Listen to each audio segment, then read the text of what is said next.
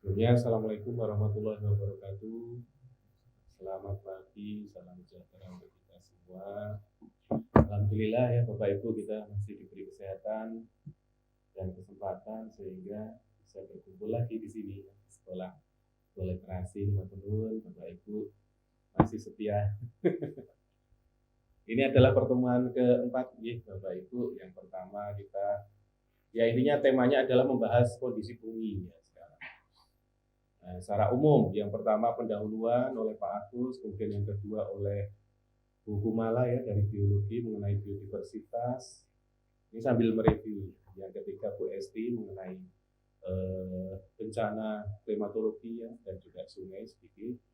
Nah sekarang saat ini di kesempatan keempat kita kedatangan Dr. Eko Setiobudi, SPI MSI dari Fakultas Pertanian. Pertanian ya, karena kalau peternakan itu perikanan itu masuk pertanian. Iya. Biasanya kelirunya fakultas perikanan. Ya.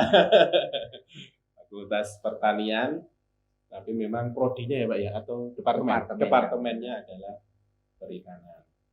Nah mungkin sedikit CV dari Pak Eko Setiobudi. Beliau doktornya mengambil di Department of Marine Resource Development, Wonju National University ya Pak ya, Republic of Korea. Master dan S1 itu di perikanan, Fakultas Pertanian UGM gitu. Research interest ini kalau menurut di UGM hanya saya kalau salah fishery biologi, marine biology, dan marine nematologi.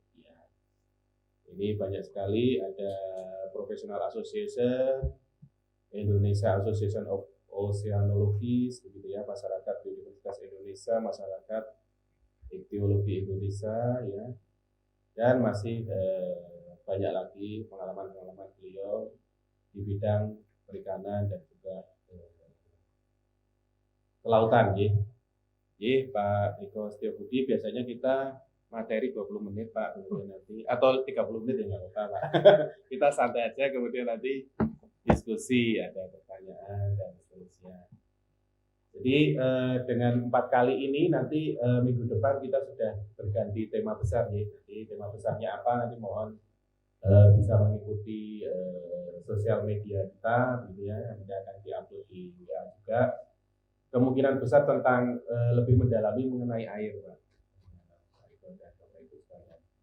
Nanti gimana sumber daya air kita, kemudian apa masalah di situ gitu ya.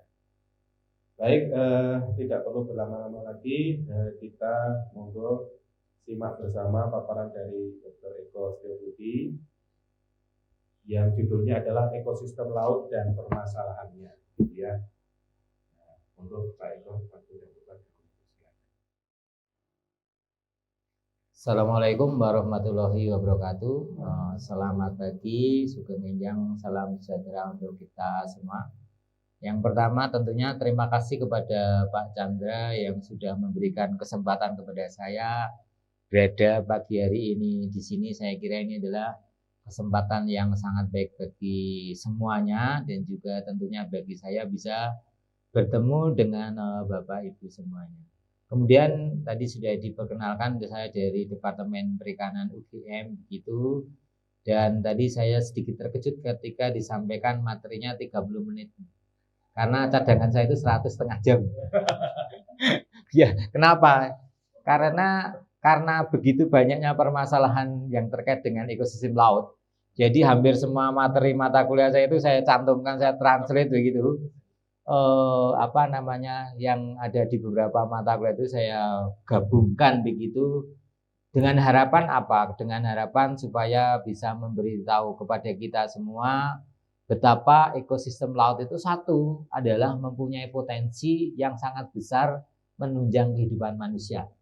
Yang kedua adalah karena begitu banyak permasalahan yang dihadapi oleh ekosistem laut itu tadi, yang kita tidak bisa melihat laut itu hanya laut lepas, yang air yang tenang begitu. Kenapa? Karena di bawah air yang tenang itu adalah banyak sekali beraneka ragam habitat tempat hidup bagi berbagai macam organisme. Jadi Oleh karena itu nanti saya mohon izin ya, akan menyampaikan tidak hanya laut saja gitu ya. Semoga waktunya diperkenankan panjang. Kalau yang lainnya mohon agak pendek, ini mohon waktunya agak panjang tuh. Nah, yang berikutnya kita selalu menyampaikan bahwa sebenarnya laut itu bagiannya 2/3 dari permukaan bumi itu lautan. Ya. Kalau di Indonesia 2/3-nya juga lautan. Ya, meskipun mungkin perkembangan yang terkait dengan penggunaan laut itu tidak setepat dengan yang ada di terestrial. Beberapa hal karena mungkin untuk mengamati laut itu membutuhkan alat-alat tambahan yang mungkin sampai saat ini kita kondisinya masih terbatas. Jadi kalau kita lihat 71% permukaan bumi itu adalah lautan, kemudian kalau dilihat dari sisi kandungan airnya adalah 97,2. Jadi kalau Bapak Ibu melihat air Kali Kuning itu melimpah ruah, kebanjiran sebagainya, ditambah Danau Toba dan seluruhnya itu belum seberapa dibandingkan dengan jumlah air laut itu sangat besar sekali. Ini kok ngagem bahasa Jawa, bahasa Jawa campur-campur. Nah, kemudian yang berikutnya itu adalah sejak dulu kita itu sudah menggunakan untuk transportasi dan pelayaran. Nah, kalau di sisi lain yang mungkin kaitannya dengan hari ini dan hari kemarin yang bencana macam-macam itu adalah laut itu menyangga iklim bumi. Jadi kalau nanti laut itu rusak, di mana kemudian CO2-nya naik ke dalam lautan, kemudian menjadi lebih panas dan lainnya, itu dampaknya juga akan ke manusia. Ya mungkin ada naiknya muka air laut, kemudian suhu, kemudian oksigen yang rendah di dalam dan sebagainya. Kemudian laut itu menjadi sumber makanan. Ini sudah sejak ribuan tahun di dalam catatan-catatan atau di gua-gua bagaimana orang sejak dulu itu menggantungkan laut dan juga dari ekosistem perairan yang lainnya itu menjadi makanan. Kalau sekarang setahu saya itu 6% dari kebutuhan protein hewani itu adalah dari ikan. Nah, yang lebih beberapa catatan ketika nanti tahun 2030 ya, kalau 11 miliar penduduk dunia menikah ya. Sekarang itu kan 7 miliar ya. 2050 itu proyeksinya sekitar 11 miliar. Itu sumber protein dari mana yang harus memenuhi kebutuhan protein manusia? Salah satunya itu diharapkan dari ikan dan organisme yang ada di laut. Nah, ini jadi kenapa? Karena beberapa organisme di laut itu tidak usah diberi makan, sudah hidup sendiri. Contohnya kerang. Kerang itu kita nggak perlu ngopeni dan sebagainya. Rumput laut juga tinggal dipancangkan begitu nanti sudah tumbuh. Nah, kemudian ada juga biasanya kalau terkait dengan ekosistem laut itu adalah pantai. Nah, jadi nah yang tidak kalah penting menurut saya adalah nanti ekosistem yang terkait dengan laut.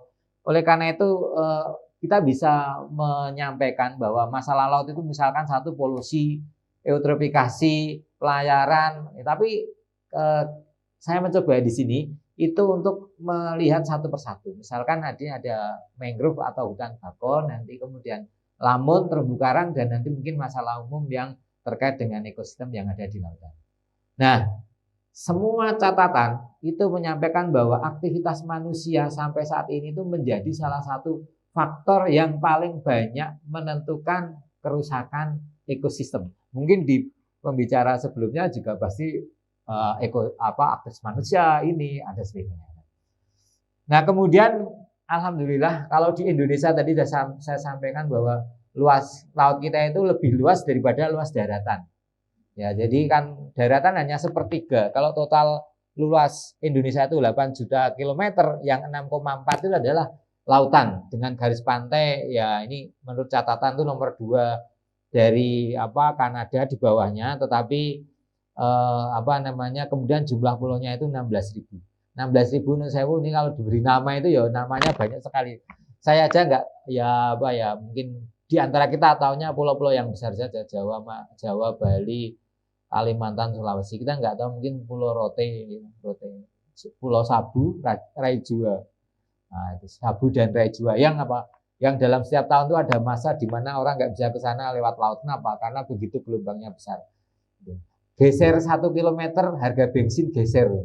Jadi sini 10, sana 12,5 dah gitu. Seperti itu. Saya pernah ke sana. Jadi salah satu itu. Mungkin tantangan bagi kita semua ya untuk kemudian kita juga dikenal sebagai negara dengan mega biodiversitas atau keanekaragaman. Nah, ini mungkin tadi Bu dari biologi sudah menyampaikan, saya nggak tahu apakah yang di laut atau bukan, tetapi keanekaragaman itu sangat besar sekali. Nanti kalau kita di forum internasional gitu, begitu kita menyampaikan terumbu karang, kita ya paling besar. Mangrove paling besar di ASEAN, nomor 2 atau nomor 3 seluruh dunia. Karena luasnya 3,5 juta hektar atau berapa. Kemudian kalau kita terumbu karang juga yang banyak kecuali dari Australia ya karena ada Great Barrier. Nah, tetapi di samping potensi yang sangat besar itu kita selalu diberi catatan tingkat kerusakannya paling tinggi, tingkat kerusakannya. Oleh karena itu saya kira dengan dengan adanya sekolah ekoliterasi ini dan kita tahu bahwa banyak aktivitas manusia itu paling tidak nanti kita bisa memberikan kontribusi bagaimana paling enggak memperlambat.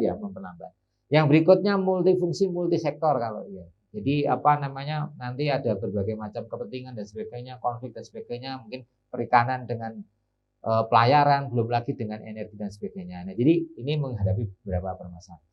Nah, kemudian saya mencoba tadi mangrove ya, mungkin mangrove atau bako, kebetulan kalau di sini tidak ada. Tetapi di banyak tempat yang mempunyai bako itu menjadi tempat wisata serang. Dan saya kalau Bapak Ibu ke Baros, kemudian ke Pasir Mendit di sekitar Jangkaran itu semuanya itu jadi tempat wisata. Ya, ada wisata layar dan sebagainya.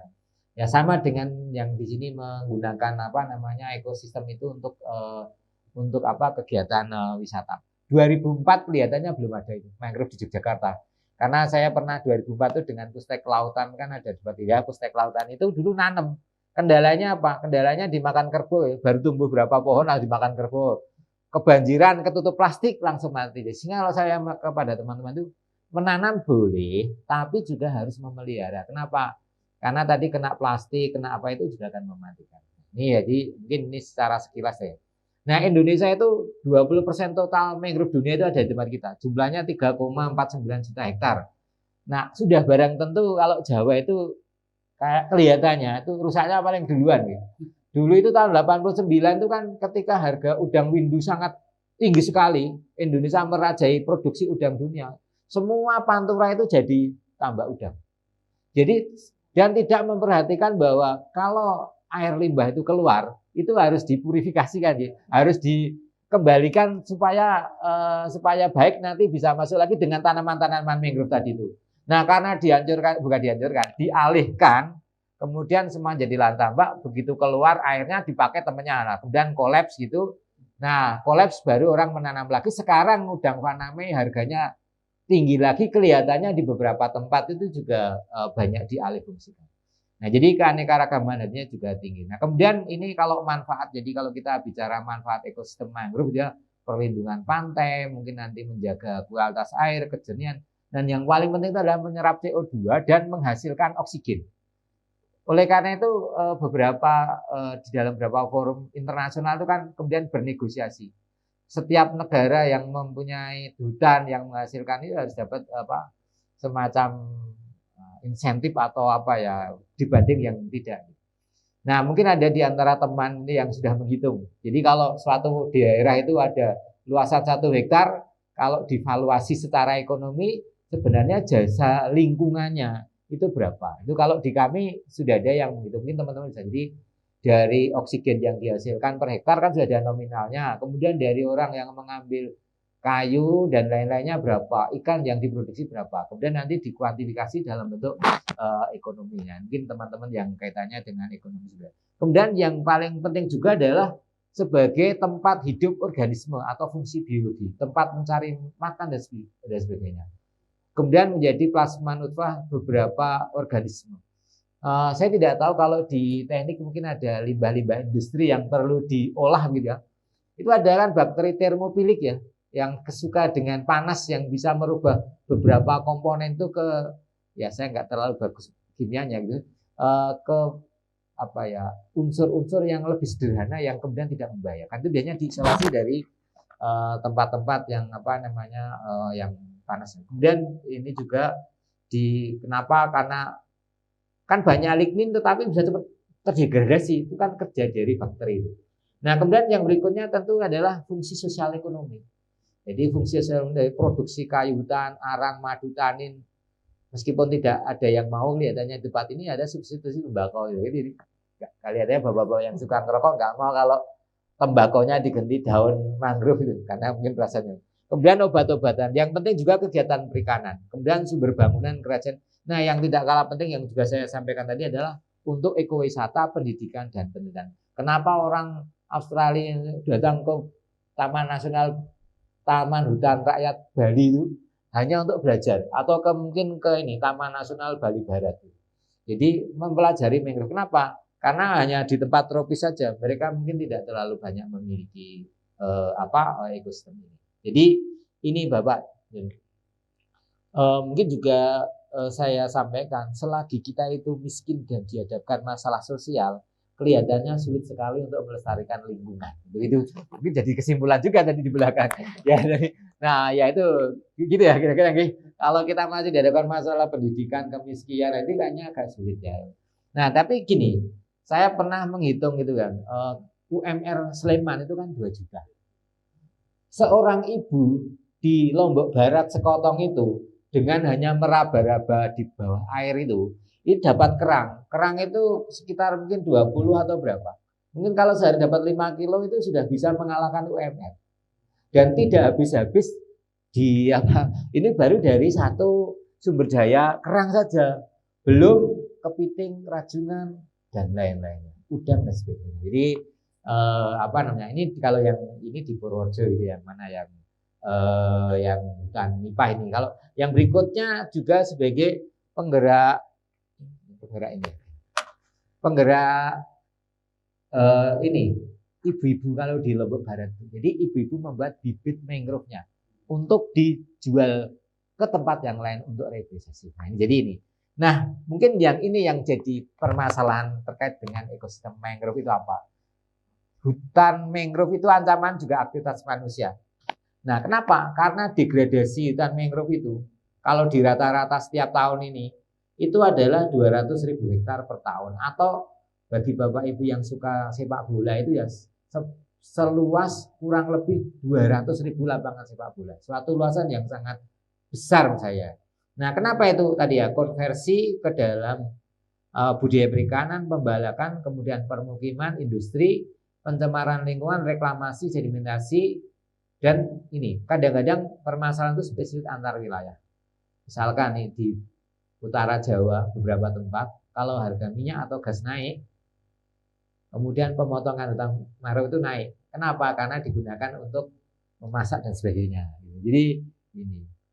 Kemudian ada juga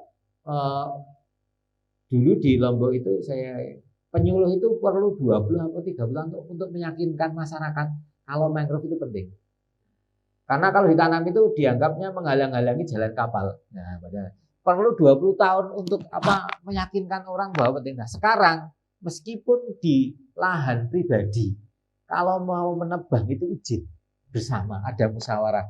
Saya nih, wah ini hebat sekali penyuluh ini yang selama 30 tahun mulai dari mungkin pertentangan yang hebat kemudian menjadi sekarang kesadaran sendiri.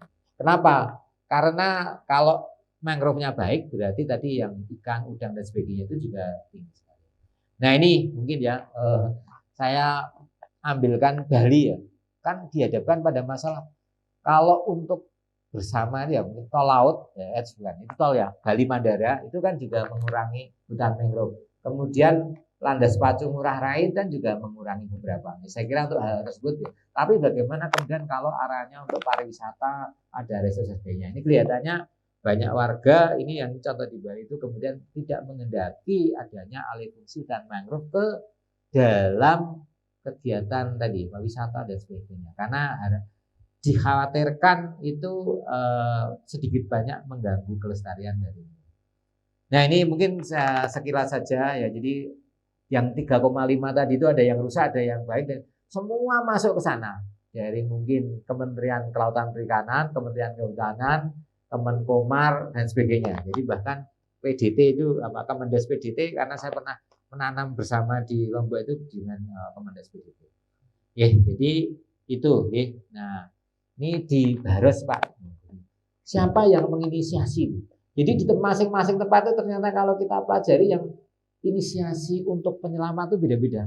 Kalau di Baros ini itu setelah terjadi gempa yang kemarin ketakutan airnya sudah sampai Malioboro gitu kan, pernah ya? Itu rame lari kemana-mana gitu, wah itu pada ketakutan sudah sampai Malioboro. Setelah sadar itu saya baru bayangkan sana sini itu 200 meter ya ketinggian. Berarti kalau 200 meter ketinggiannya begitu. Itu kan ya gimana kalau 200 meter naiknya itu. Nah, itu jadi kalau di sini itu anak-anak muda yang menjadi leadernya. Jadi di sana ada kelompok pemuda-pemudi Baros. Nah, kalau di Rembang itu mak-maknya. Ya maaf saja kadang-kadang meskipun mak-mak itu jadi sorotan gitu. Karena kadang sen kanan belok kiri, tapi di Rembang itu tadi itu malah ini mempelopori untuk penyelaman mangrove tadi. Kemudian catatan, kalau diinisiasi oleh masyarakat biasanya lebih bagus daripada top down program nanam-nanam itu. Yang lebih bagus lagi beberapa catatan itu dari bukunya Pak Setiawan dari UNS itu kalau didampingi oleh akademisi.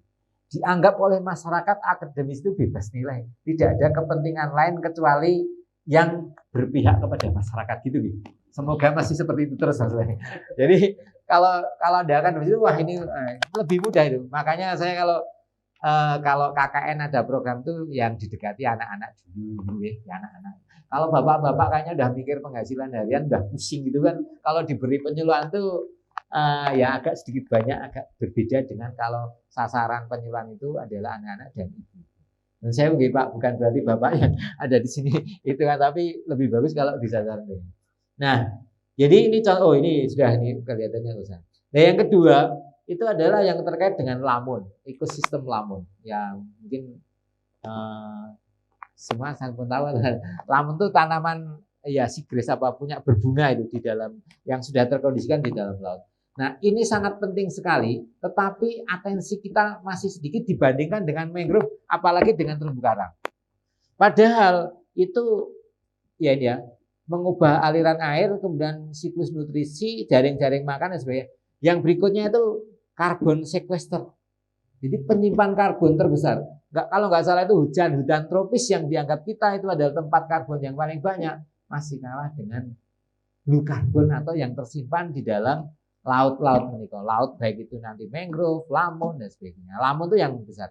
Jadi sudah ada beberapa penelitian dia bisa menyimpan karbon berapa tera, saya nggak tahu tera meter kubik atau berapa. Lebih banyak sekali. Nah kemudian ini. Lagi-lagi kalau kita bicara Indonesia itu juga luasnya itu banyak sekali besar. Indo-Pasifik Karibia itu pusatnya dan Indonesia juga ada. Ini mungkin sebagai contohnya nih. Kalau ada warna seperti itu Indonesia yang mesti warnanya paling gelap. Kenapa? Karena tadi mangrove juga paling banyak. Kemudian lamun juga paling banyak. Spesiesnya paling hampir semua spesies lamun itu bisa ditemukan di Indonesia. Nah pada lamun tadi untuk ya mungkin stabilisasi sedimen pergerakan, menjernihkan nutrien pergerakan nutrien nanti siapa tahu nanti dari teman teknik kimia nutriennya apa saja perputarannya begitu saya kira apa yang terkandung dalam sedimen yang ada di lamun bahkan di perikanan sendiri ini masih sedikit yang belajar lamun. Kenapa? Ya pertama jelas labnya jauh ya saya selalu mengatakan perikanan labnya di mana seluruh Samudra Hindia Atlantik Pasifik itu adalah lab kita. Cuma kalau kita misalnya meneliti Sulawesi dari Jogja Sulawesi berapa? Nah, di tempat kita kan tidak terlalu banyak yang apa namanya yang tadi lamun. Kecuali mungkin salt marsh ya yang mungkin di apa rawa-rawa yang itu mungkin bisa berapa. Nah, setahu saya juga secara teknik berapa yang tersimpan kan diambil akarnya, dikeringkan, diabukan itu bisa menjadi. Nah, ini juga ini manfaatnya tadi salah satu yang penting bagi teman-teman yang mengedepankan konservasi itu adalah karena menjadi makanan beberapa hewan-hewan yang statusnya itu akan punah atau terancam. Misalnya ini penyu hijau, itu kan dilindungi dan sebagainya. Nah itu menghabiskan makannya itu apa namanya di salah satu lamun ini. Bahkan ada satu lamun diberi namanya turtle grass. Kenapa? Karena tempat hidupnya dari penyu ini. Nah kalau itu hilang berarti ya ini yang belum lagi duyung, dugong, manatee dan sebagainya. Nah kemudian ini tadi memiliki struktur perakaran yang kuat, kemudian saling menyatu gitu sebagai sedimen trap tadi, kemudian siklus nutrien dan karbon. Nah ini ancaman kelestarian. Jadi saya karena ini apa sih yang permanen? Langsung dari antroposen. Jadi 110 km persegi tahun 80 sampai 2006 ya, dari sintesis beberapa orang meneliti itu kemudian kira-kira benar. Nah, kemudian yang berikutnya itu berkurang 29% sejak abad ke-20. Nah, kemudian saya kira ini beberapa tempat karena lamunnya hilang pun jadi lumpur dan pasir. Lumpur dan pasir itu kan riskan kalau nanti ada pengadukan dan sebagainya. Juga menjadi kualitasnya nggak bagus, kemudian tidak jernih. Nah, yang berikutnya ini ada 72 spesies lamun yang terdaftar di IUCN itu berisiko punah. Jadi karena manusia kemudian tergantikan oleh oleh pasir tuh.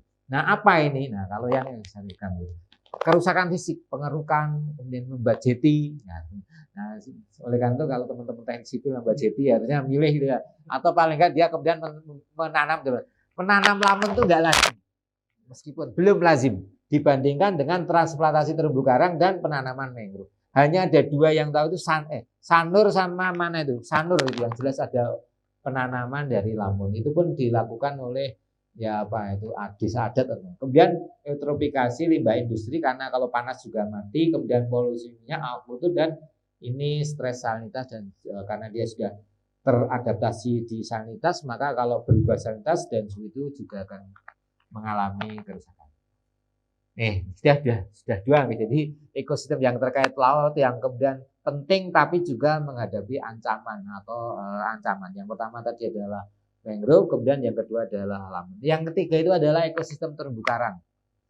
Ya, terumbu karang karena berbagai alasan selain karena ekosistem yang paling beragam. Mungkin kemarin di Malang terumbu karang itu kita masuk itu mau organisme dari kelompok mana saja, mamalia ada, Pisces ada, ya kan, krustase ada dan sebagainya itu bisa kita temukan di terumbu karang. Nah ini itu punya fungsi bagi kepentingan manusia secara fisik itu melindungi garis pantai, gelombang dan sebagainya.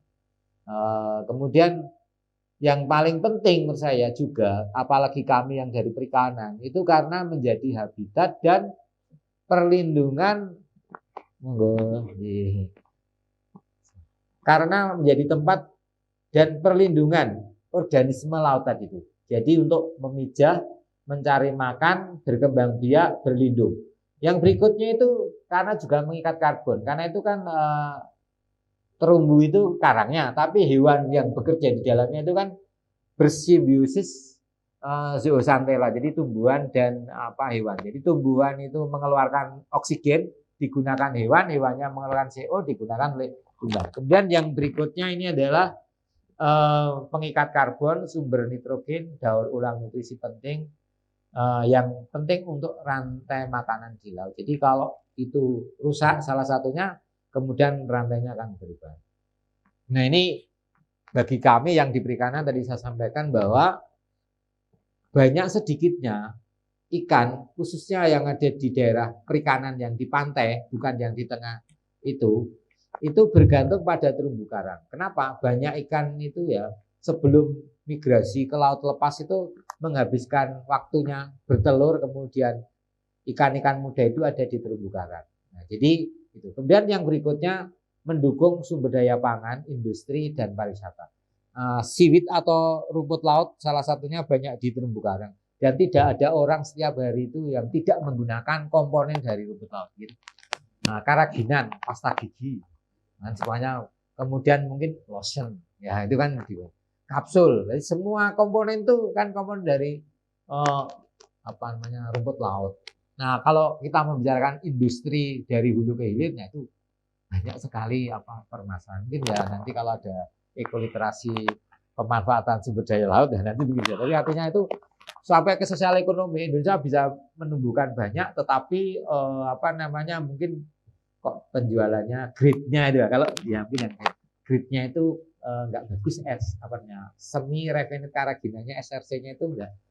Nah itu mungkin sudah bagus tapi perdagangnya nggak bisa nembus karena ya tangan-tangan yang banyak sekali. Jadi nah ini manfaat terumbu karang kita juga sudah sampaikan sangat banyak sekali, baik itu yang sifatnya fisik, yang sifatnya itu biologis karena menjadi tempat habitat lain, dan juga mungkin nanti juga terkait dengan kehidupan manusia.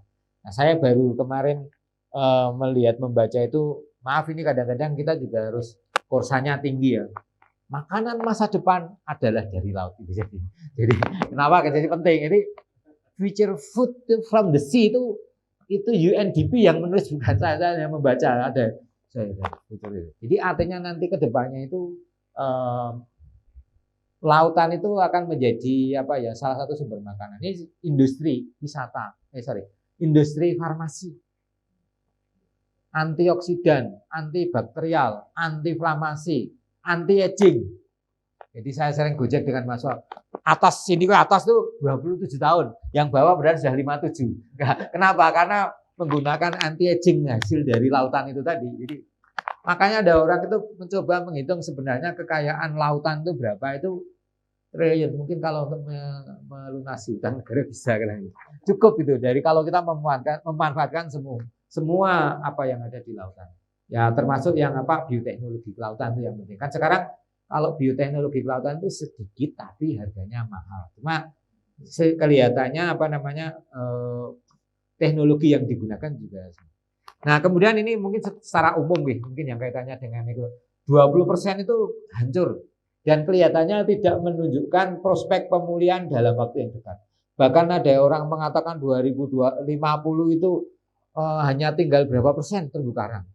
Itu kalau kemudian dibiarkan tidak ada upaya. Kenapa? Upaya menyelamatkan mangrove itu sejak 2004 atau berapa dengan Coral Reef Coral Reef Management Project itu kan sampai dua tahap. Kelihatannya itu juga uang dari pinjaman gitu.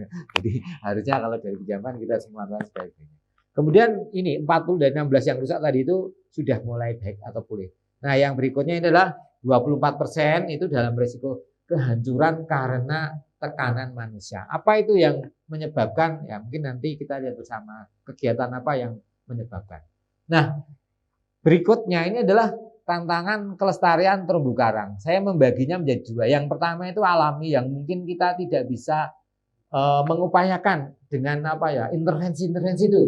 Penyakit. Nah, kalau sudah kena penyakit meskipun belum banyak yang meneliti penyakit, itu juga sekarang terumbu karang itu ada penyakitnya. Yang kemudian adalah bencana, tsunami, ya beberapa tempat di pantai barat atau Aceh itu kan kemarin besar. Kemudian El Nino dan sebagainya. Jadi ini alami. Ya.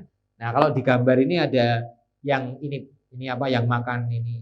Kalau ini normal itu hanya 10 individu, tapi begitu ini booming menjadi banyak ya akan tantut pancing ini itu kemudian memakan dari terumbu karang itu tadi habis hancur gitu. Nah, kemudian ini parrotfish. Kalau parrotfish itu sebenarnya dia makan alga yang menempel tetapi dengan terumbunya dimakan. Tapi kalau ada pasir yang putih itu mungkin juga kerja dari parrotfish. Kenapa? Kotoran yang keluar itu berupa pasir putih tadi itu.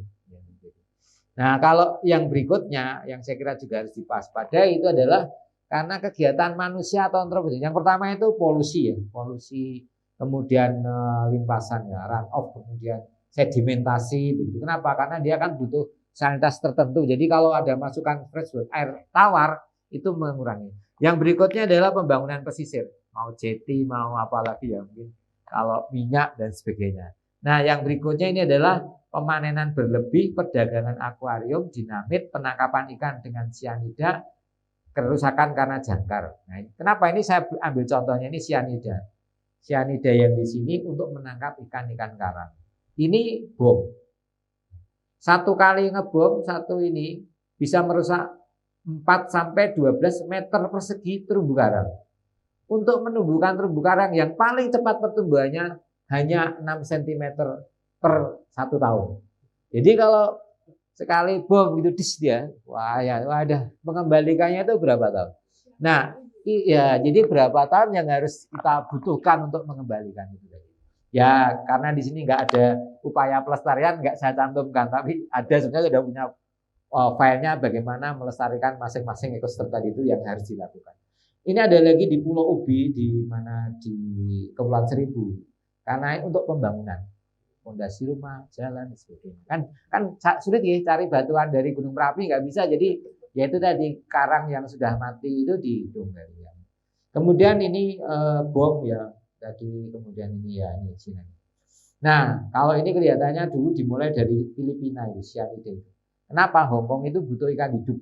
Nah, saya selalu ikan itu kalau kalau hanya membutuhkan kita itu berpijak pada protein, kayaknya ikan lemuru, sardin yang murah 7.000 sekilo dengan tuna yang ratusan juta itu kalau hanya mengacu pada proteinnya nggak ada bedanya, bahkan bisa jadi lebih bagus ikan layang tetapi karena ikan itu sesuatu yang prestisius, yang sekilo 13.000 ada, 7.000 ada, tapi bapak-bapak mau yang 400.000 saya carikan. Kerapu bebek atau kerapu tikus itu hidup mahal, mati murah, mati berkali-kali tambah murah lagi. Jadi kalau mati itu 120 bisa, tapi kalau hidupnya itu 700.000 gitu. Itu. Jadi prestis itu. Ya, maaf ini saya juga course perikanan juga nih supaya menyampaikan. Yang berikutnya lobster ya. Lobster itu aneh juga. Utuh hidup 700. Kaki patah satu turun. Kalau kita hanya mengandalkan wong ya dimakan tuh mati, nggak usah apa itu. Ya kalau saya ya sing mati potol banyak nggak apa-apa. 100.000. 100.000 pun masih dianggap mahal. Kenapa? Karena lele hanya 26.000. Nah itu jadi itu. Yang berikutnya ini sambil promosi ya. Ikan itu diyakini kandungan proteinnya dan nutrisinya itu kan bagus. Mengandung 10 asam amino esensial. Asam amino yang tidak bisa dibaca oleh tubuh. Itu ada di ikan semua. Lemak omega 3, EPA DHA untuk kecerdasan, penuaan dan sebagainya. Itu ada semua. Sehingga saya bilang kalau ibu hamil atau menyusui perbanyaklah makan ikan gitu ya. Bisa ikan yang asli maksudnya masih utuh atau yang sudah dalam intermediate product gitu. Intermediate itu apa ya? Bakso ikan, minyak ikan dan sebagainya itu bisa. Sekualen itu kan mahal kalau udah jadi hiu, saya nih hiu. Nah ini juga saya harus hiu itu tidak semuanya dilarang untuk ditangkap. Indonesia itu ada 214 jenis hiu. Yang dilindungi itu hanya berapa, nggak sampai 10 yang dianggap dimasuk dalam list itu. Berarti yang lainnya itu boleh kan tuh.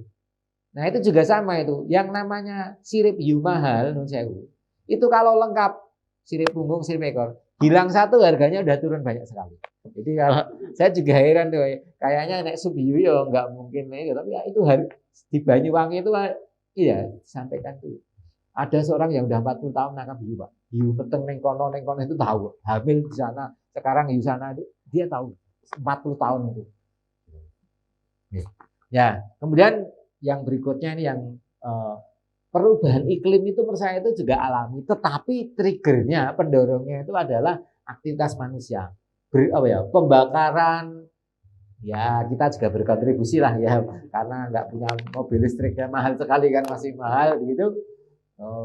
Bensin, solar, bakar itu juga berkontribusi. Kemudian yang sampai pada akhirnya itu menaikkan suhu air laut yang itu juga akan merusak dari terumbu karang itu tadi. Kemudian ini, jadi aktivitas ini yang penting saya. Jadi eksploitasi terumbu karang tetapi tidak mempertimbangkan keberlanjutannya tadi.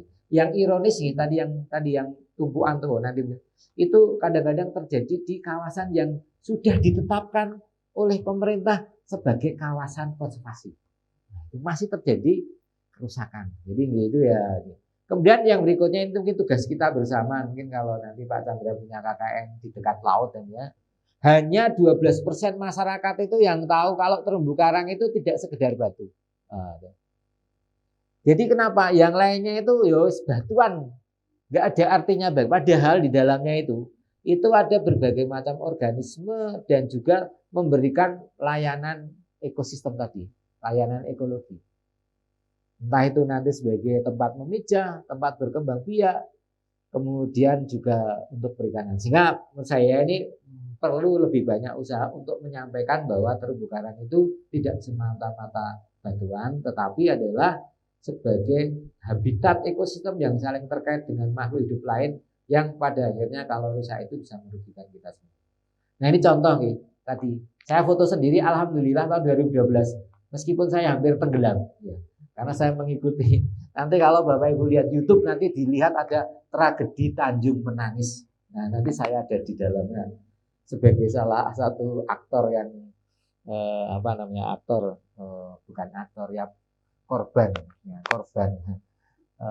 Jadi saya membawa rombongan studi potensi pulau-pulau kecil di NTB NTT begitu, naik kapal juga itu hanya kapal resort yang free oleh masyarakat bolak-balik, tapi oleh petugasnya itu disewakan ke kita bayar. Wong rusak kemudi itu kan sudah sangat fatal sekali kan. Padahal di laut itu kalau karena ombak terombang ambing begitu. Yang berikutnya itu ABK-nya mabuk itu. Mabuk bukan mabuk laut, bukan mabuk karena minum. Waduh, penumpangnya untungnya itu semua ya kita hampir mati sudah 40-60, maksudnya 40 hidup 60 hidup gitu, 50-50 gitu. Kemudian alhamdulillah 20-80 hidup, kemudian 100 karena geser sedikit saja, tidak ada sinyal. Jadi kemudian yang menolong kami itu adalah kapal Aman Wana Resort ya, di Pulau Sumbawa itu ya, di Sumbawa, di Pulau Moyo. Nah, Pulau Moyo itu kayaknya Mick Jagger, kalau yang lama-lama tahu penyanyi Mick Jagger, kemudian petenis apa, kemudian Pangeran Charles itu kayaknya honeymoonnya di sana. Tahun itu semalam 7,5 di tengah hutan tuh 7,5 tuh. Ada. Ya, jadi kalau saya non sewu nggak mau Bu nginep di tempat seperti itu, hanya menikmati jengkerik sama gesekan daun bambu, ya kan di tengah hutan tuh. Rumah saya juga di bawah pohon bambu, jadi nggak perlu yang mahal-mahal gitu. Nah, jadi orang-orang yang sudah mungkin kelebihan uang itu mungkin. Nah, ya ini itu di kawasan konservasi laut ini. Jadi yang sebelah kanan ini bukan apa-apa, ini adalah ketika nanti terumbu karang itu pecah, terbom tadi itu karena kerja arus gelombang itu mengumpul menjadi semacam ini mungkin ya parah. Nah kemudian yang ini, ya ini ada ini di poisoning apa ya, di cyanida di cyanida itu menyelam begitu, wah ini ngeri lagi, nelayan kompresor kan, menyelam tapi pakai kompresor ban itu tadi. Padahal itu kan nggak murni oksigen ya, campur nitrogen, campur CO2, CO barang itu pokoknya ya, tapi ya gimana lagi kan dihadapkan pada masalah ekonomi tadi. Nah ini karena apa? Mencari teripang sebenarnya untuk menangkap paling ini kalau ikan hias atau yang diharapkan itu begini. Tapi alhamdulillah sekarang ada regulasi kalau beberapa eksportir ikan hias itu dia sudah kalau dari hasil tangkapan dengan yang tidak ramah lingkungan, traceability ya, ditelusuri begitu, dia tidak mau menerima yang dari tangkapan yang betul tidak baik. Nah, mungkin ini ya, jadi apa ya, termasuk adalah penggunaan alat tangkap. Jadi, ya, yang tidak ramah lingkungan, saya kira mungkin nanti saya lanjutkan yang ini. Nah, ini juga sudah ada apa namanya ancaman perubahan global, kemudian tekanan manusia di apa, kemudian ya, jadi coral bleaching itu ya, pemutihan, kemudian meningkatkan CO itu ancaman. Nah, tekanan manusia tadi overfishing ya, termasuk tadi yang penangkapan yang destruktif, tidak ramah lingkungan begitu. Meskipun di sana itu ada tulisannya itu, barang siapa menggunakan alat tangkap dan cara manual di kurungan 6 bulan atau 6 tahun tadi saya foto. Ya kalau sering foto-foto untuk kuliah juga di sana itu, atau denda 1,2 miliar tuh. Ngeri betul nih kalau kalau menangkap dengan racun strom itu 1,2 miliar. Enon saya naik dosen ya berapa tahun mengumpulkan, kecuali profesor rada cepet gitu. Kalau profesor agak cepat, tapi kalau yang biasa masih lama gitu. Nah kemudian ini ya saya kira dimensi manusia itu hampir selalu menyertai permasalahan-permasalahan tadi kerusakan sebenarnya. Jadi kalau kemiskinan, populasi, keterasingan dan sebagainya saya kira. Nah kemudian ini mungkin sini sudah agak bagian akhir yang mungkin umum itu ya di lautan begitu. Adalah ini saya menulisnya laut vs sampah khususnya plastik. Pasti itu kalau ada masalah plastik itu yang disoroti dua negara. Nomor satu Cina, yang kedua Indonesia. Cina nggak terlalu disoroti kalau di lautan, karena dia lautannya tidak terlalu banyak. Tapi Indonesia itu disoroti kalau ada sampah laut plastik. Apalagi di Bali, gitu. Padahal plastiknya itu ya karena dunia laut kan tidak ada batas-batasnya gitu. Jadi mungkin yang dari sana ke bawah ke sana itu ya mungkin bukan milik kita semua, tapi artinya karena pas terlihat itu di tempat kita. Bisa jadi itu kemudian perhatian orang itu ada di tempat kita. Dugong atau mamalia laut mati isinya plastik semua kita juga. Jadi ini ya. Jadi 14 juta ton plastik itu berakhir di lautan. Ya, ada orang yang sudah demikian pedulinya sampai ya mungkin ekstrim ya nggak mau pakai plastik itu nggak ada yang nggak mau pakai plastik kemana-mana bawa kantong sendiri yang dari kertas atau apa itu ada. Jadi nah, tetapi di tempat yang lain itu adalah paling mudah membungkus pakai plastik gitu. Plastik saja. Saya juga kadang-kadang prihatin itu di rumah. Ya, kenapa? Ya, tadi butuh waktu lama untuk mendegradasi. Oke. Jadi 6 sampai 80% dari limbah laut itu berasal dari daratan dan sungai. Jadi, apapun yang kita lakukan di sungai ini, Sungai Kali Kuning, akhirnya nanti juga kan bisa berakhir ke lautan. Kenapa? Pasti akan terbawa. Melewatinya Code pindah mana saya nggak tahu, tapi artinya berakhirnya itu bila. Jadi menurut saya kalau nanti pas musim-musim tertentu di muara sungai Opak itu ya ada jangan-jangan kasur juga sampai sana gitu kan, plastik apa sampai sana semua itu ada. Nah ini juga jadi ini Indonesia menghasilkan 3,2 juta ton. Alhamdulillah sekarang kalau ke supermarket mau pakai plastik suruh bayar 500. Semoga yang 500 itu digunakan untuk CSR untuk mengembali konservasi ini. Jangan nggak tahu 500 sekali banyak nanti jangan-jangan dia digunakan untuk ya semoga tidak demikian. Nah ini jadi yang mungkin nanti dicek Pak Chandra karena yang dari teknik kimia. Jadi ada yang butuh 100 sampai 500 untuk mendegradasi secara sempurna, ya kan. Jadi salah satunya itu mikroplastik ini di bawah 5 mili.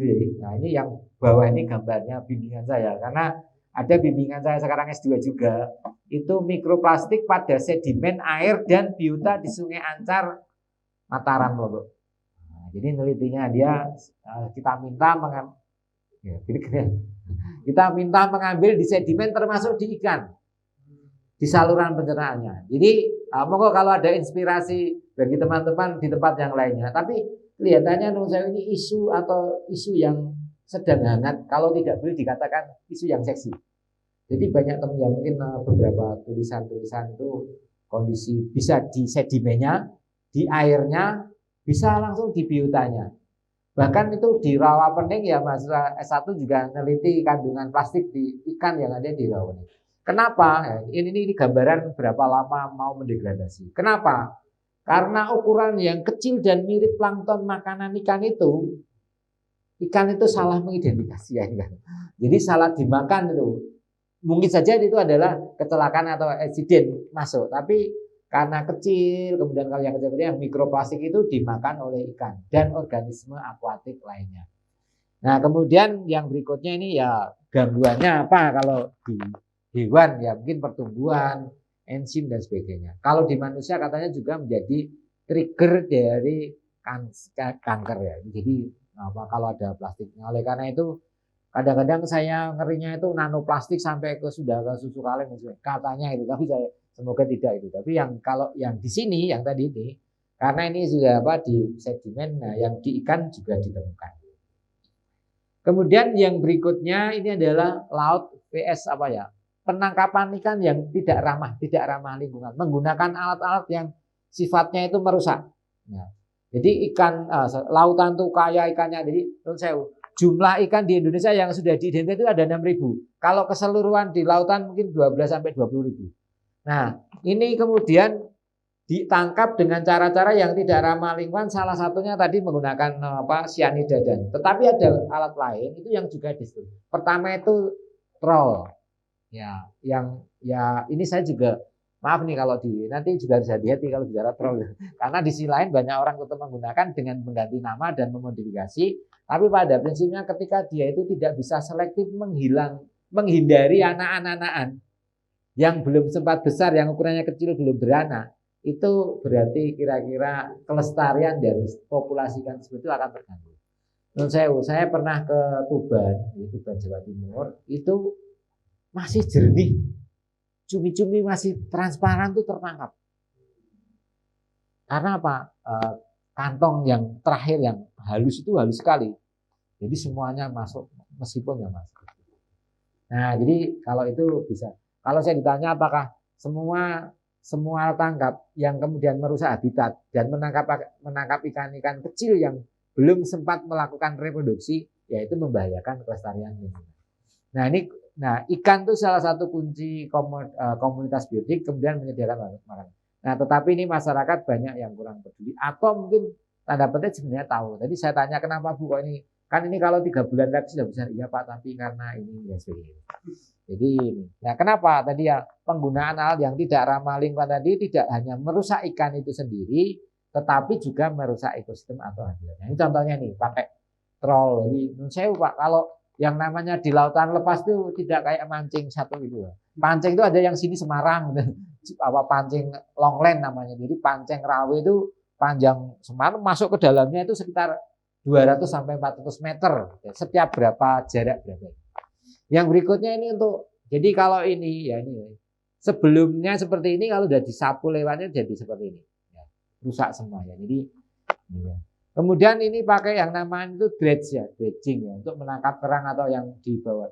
Ini dari besi tapi, jadi ya yang dilewat dari besi ditarik kapal. Menurut saya kekuatan kapal kan seperti itu, jadi menarik itu ya rata semua seperti itu. Jadi itu apa destruktif di sini. Ini jadi mungkin saya nggak perlu. Jadi merusak ekosistem atau ya fungsinya habitatnya rusak, ikannya. Ya.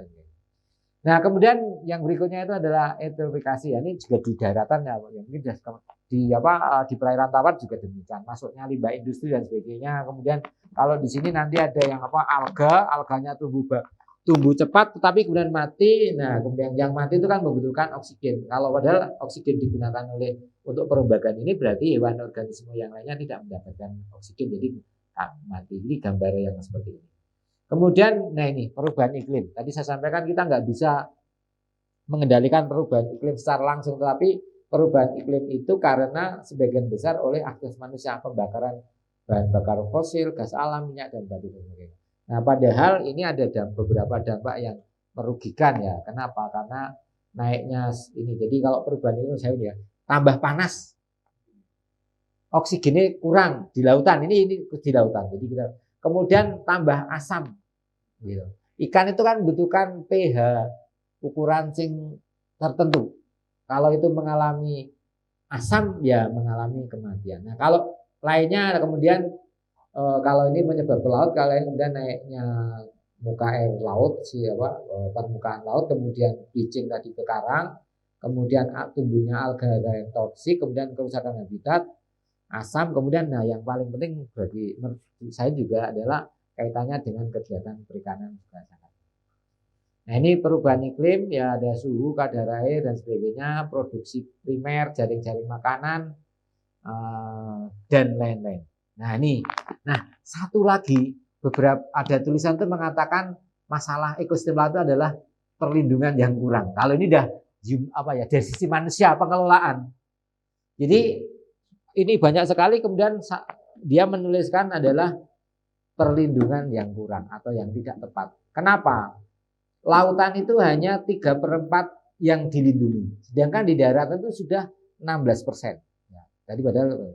Kemudian yang tadi dilindungi pun tidak dikelola dengan baik. Kenapa? Karena masih bisa untuk wisata, rekreasi, dan 90% itu masih bisa gunakan untuk kegiatan perikanan. Meskipun kalau kita belajar itu ya ada zona inti yang nggak boleh masuk, zona perlindungan, nanti zona manfaat dan sebagainya. Nah, padahal ini oleh karena itu harapannya itu ini dunia itu 30% wilayah laut itu kalau bisa nanti sebagai kawasan konservasi, perlindungan. Ya, kenapa? Menjaga keanekaragaman, perlindungan spesies reproduksi, kemudian ketahanan terhadap tadi buffer, penyangga dari perubahan iklim. Nah, kalau kita mungkin kalau bicara penyangga itu kan air dan udara. Air itu panasnya susah tapi hilangnya juga susah. Jadi kalau nggak ada air itu ya dunia itu siang dan malam itu siang panas sekali nanti gitu. Kalau malam ya dingin sekali itu. Jadi kalau nggak ada air. Nah, jadi ini sudah sampai ke bagian penutup saya kira. Jadi laut merupakan ekosistem yang penting sebagai penyedia berbagai jasa lingkungan, pangan, dan sebagainya. Namun demikian kita juga di lautan itu menghadapi berbagai macam permasalahan yang sebagian besar itu adalah diakibatkan oleh aktivitas manusia. Meskipun tadi masing-masing ekosistem yang terkait laut itu permasalahannya berbeda-beda, bahkan antar tempat pun juga berbeda-beda. Nah, oleh karena itu saya kira ini juga bagian yang penting hari ini adalah edukasi kepada masyarakat menjadi hal yang sangat penting, dan perlu tindakan nyata bersama. Jadi mungkin ya kalau sudah mengikuti 4 kali pertemuan, nanti kalau bertemu dengan teman-teman yang lain bisa menularkan, apalagi dari teman-teman ini dari teknik kimia S1 atau nah itu jadi nanti bisa menyebarkan. Menurut saya tadi kalau dosen mahasiswa yang menyampaikan tuh enak-enak saja, nggak dianggapnya tidak ada kepentingan. Jadi membantu selamatkan bumi gitu lah. Gitu. Jadi mungkin itu yang bisa saya sampaikan. Kurang lebihnya mohon maaf. Selamat pagi. Assalamualaikum warahmatullahi wabarakatuh.